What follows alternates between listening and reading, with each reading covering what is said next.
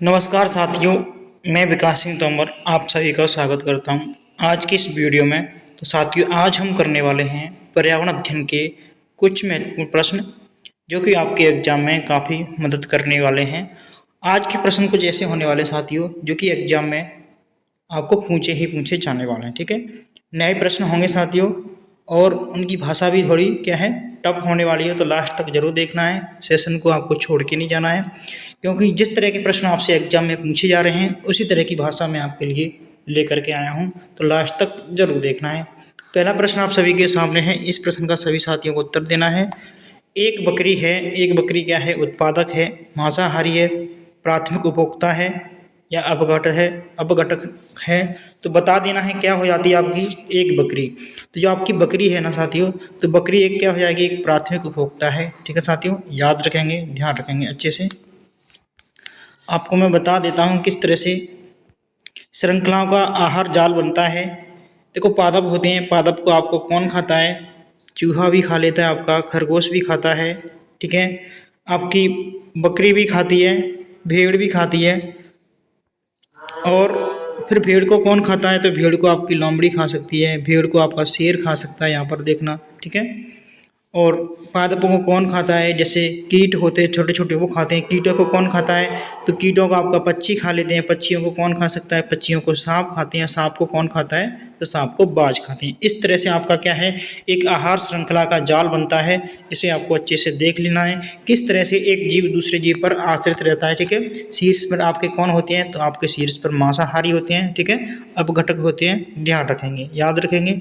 Next प्रश्न आप सभी के सामने है। आणविक ऑक्सीजन पर यूवी किरणों की क्रिया से कौन सी गैस लगातार बनती है? तो साथियों आपको पता ही होगा कि ओजोन से आपको लगातार प्रश्न पूछा जा रहा है, तो घुमा घुमा के प्रश्न आपके सामने आ सकता है। तो मैं आपके लिए प्रश्न लेके आया हूँ। इसका जो राइट आंसर होने वाला ओजोन गैस है। ठीक है, याद रखेंगे सभी साथी। मीथेन की बात कर लेते हैं। मीथेन कहाँ से प्राप्त होती है हमें? तो मीथेन हमें प्राप्त होती है दलदल वाले स्थान से। ठीक है, याद रखेंगे, क्योंकि यहाँ से भी प्रश्न आपको लगातार पूछा जा रहा है। दलदल वाले स्थान से, जुगाली करने वाले पशुओं से, जुगाली करने वाले पशुओं से, धान के खेत से। इस चीज़ को आपको क्या रखना है, ध्यान रखना है। ठीक है, धान के खेत से क्या निकलती है? आपकी मीथेन गैस निकलती है, यानी CH4 का उत्सर्जन होता है। ठीक है, ये याद रखेंगे, अच्छे से ध्यान रखेंगे। ठीक है, कार्बन डाइऑक्साइड एक क्या है? एक ग्रीन हाउस गैस है। मीथेन भी एक क्या है? आपकी ग्रीन हाउस गैस हो जाती है। ठीक है, ये सारी गैसें कैसी हैं? आपकी ग्रीन हाउस गैसेस हो जाती हैं। राष्ट्रीय बीज परियोजना चरण 1 कब शुरू यानी संचालित किया गया था?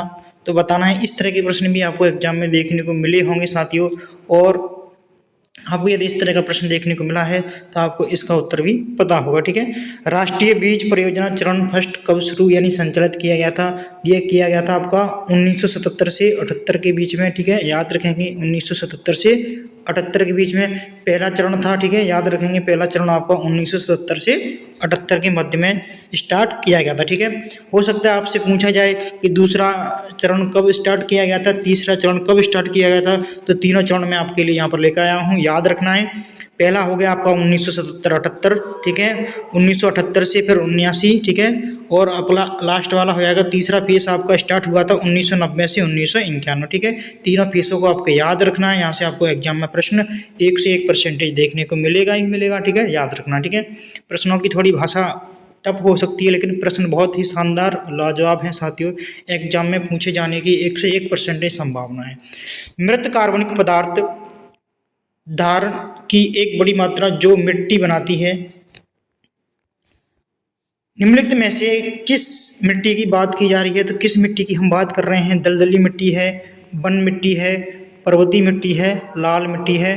तो मृत कार्बनिक पदार्थों से जो मिट्टी आपकी बनती है उसे बोलते हैं दलदली मिट्टी। ठीक है, याद रखेंगे, ध्यान रखेंगे, आपको अच्छे से ध्यान रखना है। नेक्स्ट प्रश्न की बात करते हैं। पौधे के पोषण में निम्नलिखित में से कौन से 3 प्रमुख महत्वपूर्ण तत्व हैं? तो बता देना है। जो आपके पौधे होते हैं उसके पोषक में महत्वपूर्ण 3 तत्व कौन से हो जाते हैं? यहाँ से आपको प्रश्न एग्जाम में देखने को मिल सकता है साथियों। तो नाइट्रोजन हो जाता है क्या? सल्फर है, फास्फोरस है, नाइट्रोजन है, फास्फोरस है, पोटेशियम है, ऑक्सीजन है, नाइट्रोजन है, कार्बन है, और ऑप्शन डी है कार्बन है, कैल्शियम है और पोटेशियम है। तो देखो पौधों के पोषक में निम्नलिखित में से कौन सी 3 प्रमुख तत्व हैं जो शामिल होते हैं? आपका नाइट्रोजन होता है, ठीक है, याद रखेंगे, फास्फोरस होता है और पोटेशियम होता है, ठीक है। ये तीनों चीज़ें महत्वपूर्ण है, इन तीनों नाम को क्या है आपको अच्छे से ध्यान रखना है, एग्जाम में पूछे जाने वाला प्रश्न है, ठीक है साथियों।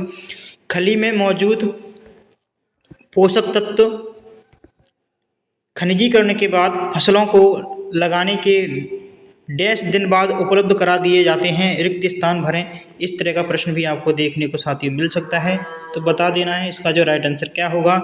तो ऑप्शन है 7 से 10 दिन का बाद उपलब्ध करा देना चाहिए, 5 से 7 दिन, 10 से 12 दिन, 15 से 20 दिन। तो जिसका जो राइट आंसर होने वाला आपका हो जाएगा 10 से है, 7 से है, जो 10 दिन के बीच में हमें क्या करवा देना चाहिए, तो खली यानी खनिजीकरण के बाद फसलों को लगाने के बाद उपलब्ध करा देना चाहिए, क्या मौजूद पोषक तत्वों से क्या करवा देना चाहिए, उपलब्ध करवा देना चाहिए। कितने दिन के बाद? 7 से 10 दिन के मध्य हमें उपलब्ध करवा देना चाहिए, ठीक है, याद रखेंगे। नेक्स्ट प्रश्न है साथियों, पंपिंग के कारण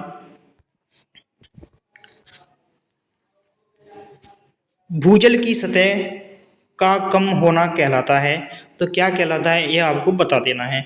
तो निष्कासन कहलाता है, टपकाना कहलाता है, सूखना कहलाता है, ड्रिप ड्यू कहलाता है। तो क्या कहलाता है आपका? पंपिंग के कारण जब हम लगातार जमीन से क्या है पानी निकालेंगे तो इसे बोलेंगे निष्कासन। क्या बोलेंगे? निष्कासन कहते हैं। क्या कहते हैं साथियों? निष्कासन। यानी ऑप्शन आपका ए एकदम से क्या हो जाएगा, राइट आंसर होने वाला, ठीक है, याद रखेंगे, ध्यान रखेंगे, ऑप्शन ए एकदम से करेक्ट आंसर हो जाएगा। नेक्स्ट प्रश्न है साथियों, सभी साथियों को उत्तर देना है। बेंगलुरु में मौजूद LEOS का पूर्ण रूप है, तो हमें बताना है LEOS का जो पूर्ण रूप है क्या हो जाता है। Laboratory for equipment play and optical satellites, यानी उपकरणों और प्रकाशिकी उपकरणों के लिए प्रयोगशाला। Laboratory for electro optics system, यानी विद्युत प्रकाशिकी तंत्र प्रयोगशाला। ऑप्शन सी है laboratory for engineering and operations of satellites, यानी उपग्रहों के इंजीनियरिंग संचालन के लिए प्रयोगशाला। ऑप्शन डी है laboratory for earth observation satellites, यानी पृथ्वी अवलोकन उपग्रह के लिए प्रयोगशाला। जिसका जो राइट आंसर है LEOS का जो फुल फॉर्म होता है laboratory for electro optics systems, यानी विद्युत प्रकाशिकी तंत्र प्रयोगशाला। इसे आपको याद रखना है, LEOS का फुल फॉर्म होता है विद्युत प्रकाशिकी तंत्र प्रयोगशाला, यानी ऑप्शन आपका बी एकदम से राइट होगा, ठीक है साथियों। नेक्स्ट प्रश्न है, स्वदेशी रूप से विकसित high speed expendable aerial target heat अभ्यासों, यानी उड़ानों परीक्षण सफलतापूर्वक डैश से किया गया। तो किसके माध्यम से यह सफलतापूर्वक यानी उड़ान जो की गई थी हमारी किसके माध्यम से की गई थी? तो एकीकृत परीक्षण रेंज यानी ITR चांदीपुर के द्वारा की गई थी, सतीश धवन अंतरिक्ष केंद्र यानी श्रीहरिकोटा के माध्यम से की गई थी, या तरल प्रणोदक प्रणाली केंद्र तिरुवनंतपुरम के माध्यम से की गई थी। ऑप्शन डी है अंतरिक्ष अनुप्रयोग केंद्र अहमदाबाद। किसके माध्यम से की गई थी? किसके बारे में बात करें? हाई स्पीड एक्सपेंड, ठीक है, बल एरियल टारगेट हीट अभ्यासों उड़ान अभ्यासों का उड़ान परीक्षण सफलतापूर्वक किया गया था। तो किसके माध्यम से किया गया था? तो एकीकृत परीक्षण रेंज ITR चांदीपुर के द्वारा की गई थी, ठीक है, याद रखेंगे ITR के माध्यम से ये की गई थी। देखो साथ ही इसी तरह के प्रश्न आपको क्या है, लैंग्वेज बड़ी लैंग्वेज है, क्वेश्चन का लेवल भी बहुत हाई है, तो इस तरह के प्रश्न आपको एग्जाम में देखने को मिल सकते हैं, ठीक है साथियों। तो मैं आपके लिए कुछ इस तरह के प्रश्न भी लेकर के आया हूँ, ठीक है, क्योंकि एग्जाम में इस तरह के प्रश्न आपसे पूछे जा रहे हैं। भारत का पहला रॉकेट कहाँ से प्रक्षेपित किया गया था? तो बताना है भारत का जो पहला रॉकेट था वो कहाँ से प्रक्षेपित किया गया था। विज्ञान अकादमी से, थुम्बा इन्वेंटरियल रॉकेट लॉन्चिंग स्टेशन से किया गया था, भारतीय विज्ञान अकादमी से किया गया था और रॉकेट विज्ञान विभाग से किया गया था। तो यह कहाँ से किया गया था बता देना है। तो एक थुम्बा इन्वेंटरियल रॉकेट लॉन्चिंग स्टेशन से किया गया था, ठीक है, भारत का पहला रॉकेट प्रक्षेपण किया गया, ठीक है, याद रखेंगे कहाँ से किया गया था। तो थुम्बा इन्वेंटरियल रॉकेट लॉन्चिंग स्टेशन से किया गया था। साथियों अभी तक आपने हमारे चैनल को सब्सक्राइब नहीं किया है तो चैनल को सब्सक्राइब जरूर कर लें, और आपने अभी तक लाइक नहीं किया है देख लाइक जरूर कर दीजिए, ठीक है, क्योंकि जब तक आप अपना सपोर्ट नहीं दोगे तो हम आपके लिए किस तरह से मेहनत कर पाएंगे। जब तभी तो हमें मेहनत करने में अच्छा लगता है, जब आप सभी का सपोर्ट यानी प्यार इसलिए मिलता है तो हमें भी मेहनत करने में क्या है थोड़ा अच्छा लगता है, ठीक है। जब भी हम मेहनत करके यानी ये डाटा इकट्ठा करके आपके सामने लेकर आते हैं, एक एक प्रश्न आपके लिए लेकर आते हैं, तो इसमें मेहनत लगती है साथियों। जब तक आपका रिस्पॉन्स नहीं मिलेगा तब तक हमें मेहनत करने में अभी अच्छा नहीं लगता है, ठीक है साथियों। तो आपको लाइक करके बता देना है कि क्लास अच्छी है, ठीक है। और अभी तक आपने सब्सक्राइब नहीं किया है चैनल को तो सब्सक्राइब आपको जरूर करना है, ठीक है। तो अगला प्रश्न है आपके सामने, कुपोषण का एक प्रकार एमडीडी का अर्थ है पूछा है। एमडीडी का अर्थ क्या है? देखो साथियों, इसी तरह के प्रश्न आपसे पूछे जाते हैं, तो ये प्रश्न आपसे बन नहीं पाते हैं। सरल यानी सिंपल प्रश्न तो आप किसी भी चैनल पर पढ़ सकते हो, कहीं भी मिल जाएंगे, लेकिन इस तरह के प्रश्न आपको बहुत ही कम मिलते हैं और कम ही लोग करवाते हैं, क्योंकि इस तरह के प्रश्नों में लोग क्या है इंटरेस्ट भी कम दिखाते हैं, क्योंकि आते नहीं है तो हम क्या है उसे स्किप करके हम वहाँ से आगे बढ़ जाते हैं, इंटरेस्ट हमारा कम हो जाता है। तो थोड़ा सा इंटरेस्ट बनाए रखना है, अपने आप को मोटिवेट रखना है और ऐसे प्रश्नों को क्या है थोड़ा ध्यान से पढ़ना है, क्योंकि एग्जाम में जब ये प्रश्न आता है तो आपसे नहीं बन पाता है। तो आपको ये इस प्रश्न का जो है राइट आंसर बता देना है क्या होगा। एमडीडी का अर्थ क्या होता है? क्वेश्चन नंबर 12 है, इसका जो राइट आंसर है आपका हो जाएगा मिनरल डेफिशिएंसी ए डिसीज, ठीक है, याद रखेंगे, आपको यह ध्यान रखना है, ठीक है। मिनरल डिफिशिएंसी डिसीज हो जाता है इसका जो राइट आंसर है, इसको आपको क्या करना है याद रखना है, ठीक है साथियों। नेक्स्ट प्रश्न आप सभी के सामने, बीजों की नई संकर किस्मों के आविष्कार में किस तकनीकी एवं शक्तिशाली पूरक के रूप में मानता है? तो प्राप्त है, किसे प्राप्त है? मान्यता प्राप्त है, किसको प्राप्त है? जेनेटिक इंजीनियरिंग को मान्यता प्राप्त है, हरित क्रांति को है, परागण को है, निषेचन को है। पूछा है बीजों की नई संकर किस्मों यानी आविष्कार के किस तकनीकी यानी शक्तिशाली पूरक के रूप में मान्यता प्राप्त है? तो जेनेटिक इंजीनियरिंग को आपको क्या है मान्यता प्राप्त है। ये क्या करता है, दो तरह की किस्मों के बीजों को क्या है आपस में क्या करते हैं क्रॉस करवाते हैं और नई किस्म का क्या करते हैं उत्पादन करते हैं, ठीक है। तो जेनेटिक इंजीनियरिंग इसे बोलते हैं, याद रखेंगे याद रखेंगे, ठीक है साथियों, ध्यान रखेंगे। मछली को अपनी दिशा बदलने और पानी में संतुलन बनाए रखने में क्या मदद करता है? प्रश्न काफ़ी अच्छा है साथियों, बताना है। तो जो कौन सी चीज़ है जो मछली को अपनी दिशा बदलने में क्या और संतुलन बनाए रखने में मदद करती है? पंख होते हैं, पूंछ है, गलफड़ा है, तराजू है, थूथन है।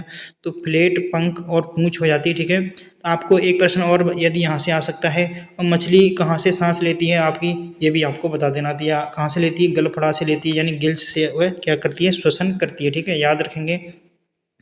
वे पक्षी जो जलवायु परिवर्तन के कारण हर साल एक विशेष समय के दौरान दूसरी भूमि पर पहुंचने के लिए एक लंबी दूरी तय करते हैं और अंडे देने के लिए अपने प्राकृतिक आवास में मौसम बहुत ठंडा और दुर्गम हो जाता है, क्या कहलाते हैं? ऐसे पक्षियों को हम क्या कहते हैं जो किसी विशेष मौसम के दौरान एक स्थान से दूसरे स्थान पर क्या अपने अंडे देने के लिए आते हैं। तो ऐसे पक्षियों को हम क्या कहते हैं? निवासी पक्षी कहते हैं, उड़ान पक्षी कहते हैं, प्रवासी पक्षी कहते हैं, यात्रा करने वाले पक्षी कहते हैं। तो साथियों काफ़ी अच्छा प्रश्न है और एनसीईआरटी में ये दिया गया प्रश्न है साथियों, ये एनसीईआरटी की पूरी लाइन है, ठीक है। यहाँ से आपको एग्जाम में प्रश्न हो सकता है बन जाए, तो आपको ध्यान रखना है प्रवासी पक्षी कहते हैं, ठीक है, याद रखना है, अच्छे से ध्यान रखना है, ठीक है साथियों। ये प्रश्न आपको 2024 में भी पूछा गया था, हो सकता है आपसे अभी पूछा जाए रिसेंटली, ठीक है साथियों। तो इसका जो राइट आंसर है प्रवासी पक्षी हो जाएगा। ऐसे पक्षी होते हैं जो क्या है एक विशेष मौसम के दौरान में क्या है अंडे देने के आती हैं, ठीक है। आपका धाना पक्षी बिहार है, यहाँ पर क्या है प्रवासी पक्षी आते हैं, ठीक है, धाना पक्षी बिहार, इसको भी ध्यान रखना है साथियों। धाना पक्षी बिहार आपका कहाँ है? तो धाना पक्षी आपका बिहार हो जाता है भरतपुर यानी राजस्थान में है, इसको भी आपको ध्यान रखना है, ठीक है, भरतपुर राजस्थान में है, इसको आपको क्या है अच्छे से ध्यान रखना है। भारतीय पुरातत्व सर्वेक्षण ASI की स्थापना किस वर्ष की गई थी? साथियों इस तरह के प्रश्न आपको देखने को मिल ही रहे होंगे, तो आपको पता होगा कि इस तरह के प्रश्न भी आपसे एग्जाम में पूछे जा सकते हैं। तो बता देना है 1945 है, 1988 है, 1861 है और 1999 है। क्वेश्चन नंबर 16 का राइट आंसर क्या होगा आप सभी को बताना है, ठीक है। तो भारतीय पुरातत्व सर्वेक्षण यानी ISI की स्थापना की गई थी 1861 में की गई थी, ठीक है साथियों, ध्यान रखेंगे 1861 में की गई थी, इसको आपको अच्छे से ध्यान रखना है, ठीक है। भारतीय पुरातत्व सर्वेक्षण की स्थापना 1861 में की गई थी, ठीक है। कटी फसल सुखाने के बाद कटी फसल सूखने के बाद खेती की प्रक्रिया में अलग कदम यानी नेक्स्ट चरण कौन सा होता है आपका, वो बताना है आपको। ठीक है, जब हम फसल को काट लेते हैं, फिर फसल सूख जाती है, फिर उसके बाद हम उसका क्या करते हैं फसल का, तो अर्थिंग करते हैं, क्या थ्रेसिंग या गहाई करते हैं, छीलन करते हैं, कटाई करते हैं। देखो फसल काट ली आपने, कटी फसल है, सुखा ली, सूख गई। ठीक है, सूखने के बाद हमारा तीसरा चरण है थ्रेसिंग करना। ठीक है, थ्रेसिंग में हम क्या करते हैं, भूसे को दाने से अलग करते हैं। ठीक है, जो दाना होता है हमारा, दाने को क्या करते हैं, अलग किया जाता है। ठीक है, थ्रेसिंग यानी गहाई कहते हैं उसे, आपको इस चीज़ को याद रखना। ठीक है, जो लास्ट चरण होता है आपका, जिससे क्या करते हैं, पौधे से बीज को अलग करना कहलाता है। ठीक है, थ्रेसिंग, पौधे से बीज को क्या करते हैं, हम इसमें अलग करते हैं। ठीक है, इस चीज़ को आपको ध्यान रखना है। रेशम का सर्वाधिक उत्पादन किस देश में होता है साथियों? इस तरह के प्रश्न भी आपसे लगातार पूछे जा रहे हैं, तो बता देना है, आपसे पूछा गया था तो बता देना है। तो भारत है, श्रीलंका है, बांग्लादेश है, चीन है, तो आपका चीन हो जाएगा। ठीक है, रेशम का उत्पादन सर्वाधिक किस देश में होता है, तो चीन में होता है। ठीक है, तो रेशम से आपका प्रश्न पूछा गया था, रेशम उत्पादन को क्या कहते हैं, आप सभी को पता होगा, तो कमेंट बॉक्स में आंसर जरूर दे देना है कि रेशम उत्पादन को क्या कहा जाता है। ठीक है, राष्ट्रीय कृषि विकास योजना निम्नलिखित में से किस वर्ष शुरू की गई थी? तो राष्ट्रीय कृषि विकास योजना किस वर्ष शुरू की गई थी? 2005 है, 2006 है, 2007 है, 2008 है, तो आपका 2007 एकदम से करेक्ट आंसर है। राष्ट्रीय कृषि विकास योजना 2007 में आपकी क्या कही, शुरू की गई थी। ठीक है, आरंभ की गई थी, याद रखेंगे। ये प्रश्न आपको क्या है, प्रीवियस ईयर क्वेश्चन PYQ था साथियों, और इसका जो राइट आंसर था 2007 ही था। ठीक है, इस चीज़ को भी आपको ध्यान रखना है। इंटरजेनेरिक संकरण का अर्थ है, तो इंटरजेनेरिक संकरण का अर्थ क्या हो जाता है, पौधों और जानवरों की प्रजाति के बीच क्रॉसिंग, एक ही जीन्स की दो अलग अलग प्रजातियों के बीच क्रॉसिंग, विभिन्न किस्मों के बीच क्रॉसिंग, विभिन्न प्रजातियों के बीच क्रॉसिंग। तो इंटरजेनेरिक पूछा है, इंटरजेनिक संकरण का अर्थ क्या हो जाता है साथियों? इस तरह के प्रश्न आपसे जब आते हैं सामने, तो आपका इस तरह के प्रश्नों का उत्तर पता नहीं होता और आपसे गलत हो जाता है। तो इन प्रश्नों को आपको क्या है, थोड़ा ध्यान से पढ़ना है, अच्छे से याद करते हुए चलना है। ठीक है, विभिन्न प्रजातियों के बीच क्रॉसिंग बोलते हैं, इसे क्या बोलते हैं, विभिन्न प्रजातियाँ, अलग अलग प्रजातियों के बीच में क्या जब क्रॉसिंग करवाते हैं तो नई हमें क्या है, एक प्रजाति प्राप्त होती है, जिसे बोलते हैं इंटरजेनिक संकरण। ठीक है, इसको याद रखें, इंटरजेनिक संकरण बोलते हैं। ठीक है साथियों, नेक्स्ट प्रश्न है, निम्नलिखित विकल्पों में से जिन शहरों में पहले एक विशेष टैंक यानी भवन का निर्माण किया गया था, पुरातत्वविदों ने ग्रेट बाथ नाम दिया। इस जो बाथ, ग्रेट बाथ का नाम दिया, कहाँ पर दिया था?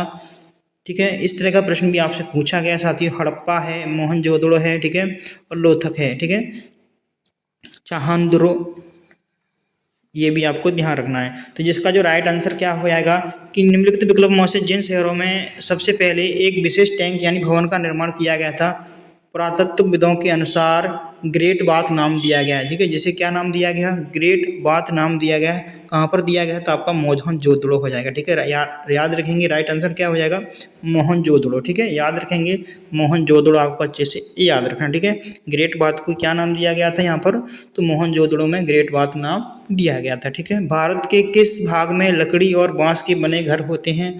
तो आपसे घरों से भी प्रश्न आपसे पूछा जा सकता है। देखो पक्षियों से आपको लगातार प्रश्न पूछा गया है। ठीक है, हो सकता है घरों से भी पूछा जाए।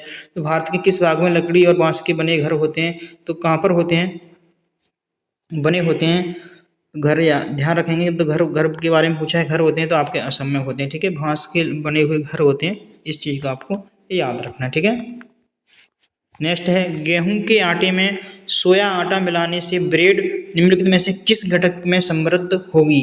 देखो जब गेहूं के आटे में क्या मिलाना है हमें, सोया आटा। तो जब सोया का आटा मिलाया जाता है इसे लाइसिन बोलते हैं। क्या बोलते हैं, लाइसिन होते हैं। ठीक है, घटक समृद्ध होगा उसे बोलते हैं लाइसिन। याद रखना है, गेहूं के आटे में सोया आटा मिलाने से लाइसिन घटक समृद्ध होगी। ठीक है, याद रखेंगे, लाइसिन आपको ध्यान रखना है। ऐसा प्रश्न आपसे एग्जाम में पूछा जा सकता है। साथियों, सेशन अच्छा लग रहा है तो लाइक जरूर कर देना है, और अभी तक आपने हमारे चैनल को सब्सक्राइब नहीं किया, चैनल को सब्सक्राइब जरूर कर लेना है। ठीक है साथियों, और अपनी राय कमेंट बॉक्स में जरूर देते रहिए कि किस तरह के प्रश्न आपको लगे और मैं आपके लिए किस तरह के प्रश्नों को आगे लेकर के आऊँ। ठीक है साथियों, भारत में वायु प्रदूषण निरोध या नियंत्रण अधिनियम कब लागू हुआ था? तो वायु प्रदूषण पूछा है आपसे, तो बताना है वायु प्रदूषण कब लागू आपका किया गया था, तो 1981 में लागू किया गया। ठीक है, याद रखेंगे, ऑप्शन बी एकदम से राइट आंसर है। नेक्स्ट प्रश्न आप सभी के सामने है, सौर सेल द्वारा किस ऊर्जा को विद्युत ऊर्जा में बदला जा सकता है। जब हम सौर सेल का इस्तेमाल करते हैं तो किसे प्रकाश ऊर्जा होती है ना, हमारी जो प्रकाश ऊर्जा होती है उसी किस में बदल देते हैं, विद्युत ऊर्जा में हम बदल देते हैं। ठीक है, याद रखेंगे प्रकाश ऊर्जा। ठीक है, याद रखेंगे अच्छे से, प्रकाश ऊर्जा को किस में बदलते हैं हम, तो विद्युत ऊर्जा में बदल देते हैं। ठीक है, नेक्स्ट है, निम्नलिखित में से किस संसाधन का यानी खनन समतल भूभागों पर पट्टी खनन यानी स्ट्रिप माइनिंग और भूमिगत खनन यानी अंडरग्राउंड माइनिंग द्वारा किया जाता है। तो किसके माध्यम से किया जाता है, ये सारी चीज़ें, कोयला है, पेट्रोलियम है, प्राकृतिक गैस है, पानी है। तो देखो इसका जो स्ट्रिंग माइनिंग और भूमिगत खनन द्वारा किया जाता है तो कोयले का उत्पादन किया जाता है। ठीक है, याद रखेंगे इस चीज़ को, संसाधन का खनन किसका किया जाता है, तो कोयले का किया जाता है। ठीक है, इस चीज़ को आपको क्या करना है, याद रखना है। नेक्स्ट क्वेश्चन है, भारत का पहला अंतरिक्ष वन कौन सा है। तो साथियों ये प्रश्न आपसे पूछा गया है। ठीक है, एग्जाम में पूछा गया रिसेंटली, हो सकता है आगे भी पूछा जाए। तो बांधवगढ़ राष्ट्रीय उद्यान है, कान्हा राष्ट्रीय उद्यान है, ये कहाँ पर है, हमारा मध्य प्रदेश में हो जाता है। ठीक है, इसको याद रखेंगे। जिम कॉर्बेट राष्ट्रीय उद्यान, ठीक है, सतपुड़ा राष्ट्रीय उद्यान। तो भारत का पहला आरक्षित वन कौन सा हो जाता है आपका, तो सतपुड़ा राष्ट्रीय उद्यान आपका भारत का पहला हो जाता है। ठीक है, इसको भी आपको क्या करना है, अच्छे से याद रखना। ठीक है, नेक्स्ट प्रश्न आप सभी के सामने, जब धूल के कण अम्लीय हो जाते हैं यानी हो सकते हैं तो इसे क्या कहते हैं। जब धूल के कण अम्लीय हो जाते हैं तो इसे क्या कहते हैं, बताइएगा क्या कहते हैं। नम निक्षेपण कहते हैं, शुष्क निक्षेपण कहते हैं, गर्म निक्षेपण कहते हैं, ठंडा निक्षेपण कहते हैं, बताना है। बताइएगा क्या कहा जाता है इसे। जब धूल के कण अम्लीय हो जाते हैं तो इसे क्या कहते हैं, इसे बोलते हैं शुष्क निक्षेपण कहते हैं। ठीक है, याद रखेंगे शुष्क निक्षेपण। ठीक है, डाई डिपोजिशन बोलते हैं, ध्यान रखना है, डाई डिपोजिशन कहते हैं, इसको आपको अच्छे से ध्यान रखना है। सहारा लेने और उन पर चढ़ने वाले पौधों को कहते हैं, सहारा लेकर उन पर चढ़ने वाले पौधों को क्या कहते हैं, झाड़ियाँ कहते हैं, जड़ी बूटी कहते हैं, लता कहते हैं, बेल कहते हैं। साथ ही इस तरह का प्रश्न आपको क्या है, बहुत ही कन्फ्यूजन करता है। ठीक है, जो सहारा लेकर चढ़ते हैं उन्हें हम बेल कहते हैं। ठीक है, याद रखेंगे, जैसे सहारा आपने ये लकड़ी है, यहाँ इसके सहारा लेकर के क्या है, एक ऐसे करके चढ़ जाते हैं। ठीक है, इसे क्या बोलते हैं, बेल बोलते हैं। ठीक है, लता वे होते हैं जो जमीन, इनके कोमल तने होते हैं, लता के, जिसे लता किसे कहते हैं, लता होती है ना, उसके क्या है, कोमल तने होते हैं, और तने कोमल होने की वजह से क्या है, ये जमीन पर इस तरह से फैल जाते हैं। ठीक है, इन्हें क्या बोलते हैं, लता बोलते हैं। ठीक है, और जो वृक्षों के सहारे से या किसी अन्य के सहारे से ऊपर चढ़ जाते हैं इन्हें क्या बोलते हैं, बेल कहते हैं। ठीक है, इस चीज़ को आपको ध्यान रखना है, यहाँ से प्रश्न आपको एग्जाम में हो सकता है देखने को मिल जाए। ठीक है साथियों, अच्छा प्रश्न है, काफ़ी वेरी इंपॉर्टेंट है एग्जाम की दृष्टि से। नेक्स्ट प्रश्न है, 1863 में कौन सा अधिनियम पारित किया गया था जिसने सरकार को प्राचीनता या उसके ऐतिहासिक स्थापत्य मूल्य के लिए उल्लेखनीय इमारतों को चोट से बचाने और सुरक्षित करने के लिए अधिकृत किया गया। यानी इमारतों को क्या है, क्षतिग्रस्त होने से बचाने के लिए यानी सुरक्षित रखने के लिए अधिकृत किया गया। तो कौन सा अधिनियम था यह, अधिनियम आपका था, क्या था, XIX था, अधिनियम XX था, अधिनियम XXI था, या अधिनियम XI था। तो कौन सा अधिनियम आपका था, तो अधिनियम XX था। ध्यान रखेंगे, अधिनियम आपका कौन सा था, XX था, याद रखना, इस चीज़ को ध्यान रखना। ठीक है, ये प्रश्न भी आपसे प्रीवियस ईयर यानी पहले पूछा गया था, हो सकता है आगे नेक्स्ट एग्जाम में पूछा जाए। देखो साथियों, इस तरह के प्रश्न आपसे लगातार पूछे जा रहे हैं। भागड़ नागल परियोजना के जल का मुख्य रूप से उपयोग किया जाता है, ये प्रश्न आपके लिए होमवर्क है। ठीक है साथियों, इसका क्या है राइट आंसर आपको क्या करना है, कमेंट बॉक्स में सभी साथियों को दे देना है। जितने भी हमारे साथी लास्ट तक क्लास देखे हैं उन्हें इस प्रश्न का क्या है राइट आंसर देना है। मैंने ये प्रश्न पहले भी आपको 2-1 बार करवाया है नेक्स्ट, ठीक है, यानी रिसेंटली क्लासों में करवाया हुआ है।